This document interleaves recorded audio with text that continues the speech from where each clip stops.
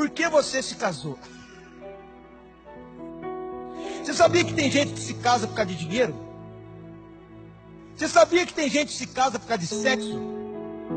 Você sabia que tem gente que se casa por causa de carências emocionais? Deve ser por isso que 80% para cima dos casamentos hoje no Brasil dão em divórcio. Porque não entende a prioridade do casamento. O casamento é uma instituição criada por Deus, que em primeiro lugar ela é espiritual, em segundo lugar ela é sentimental, e em terceiro lugar é sexual ou carnal. Mas qual é a motivação primária do terceiro para o primeiro? Há uma inversão de valores e de papéis. Você já parou? Eu vou fazer a pergunta de novo. Você se casou por quê? Ou para quê? Eu vou dizer para você que a Bíblia dá um motivo do casamento. A Bíblia dá um parâmetro pelo qual nós devemos se casar. E é a partir desse fundamento que a gente constrói uma família numa base inabalável que nada pode derrubar. Agora nós vamos fundamentar isso. Você quer ver o motivo? Abre aí, ô João. Efésios capítulo 5, versículo 31.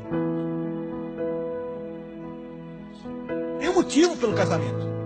E se nós não entendemos o motivo e não vivenciar isso como prioridade, não adianta nada. Olha aí. Por essa razão, olha como é que começa o versículo. Como que começa?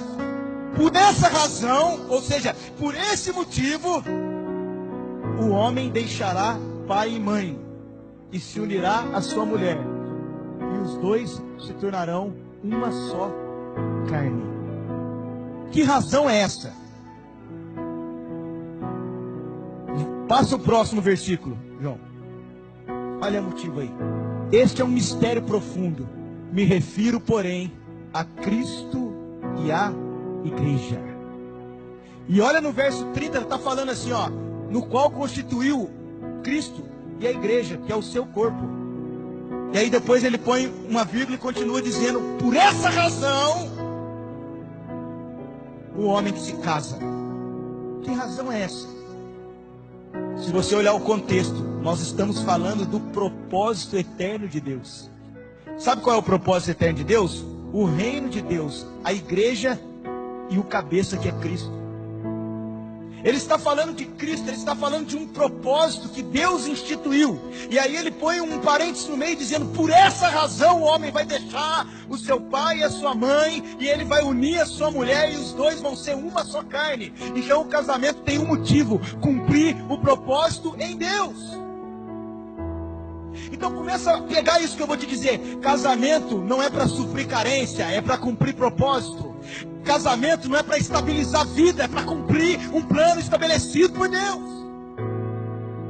Quando a gente entende que há um motivo em Deus que sustenta a minha relação, eu nunca mais desisto do meu casamento por causa do sofrimento. Sabe por quê? Porque dentro de Deus, os sofrimentos do tempo presente não hão de se comparar com a glória que há de ser revelada em nós.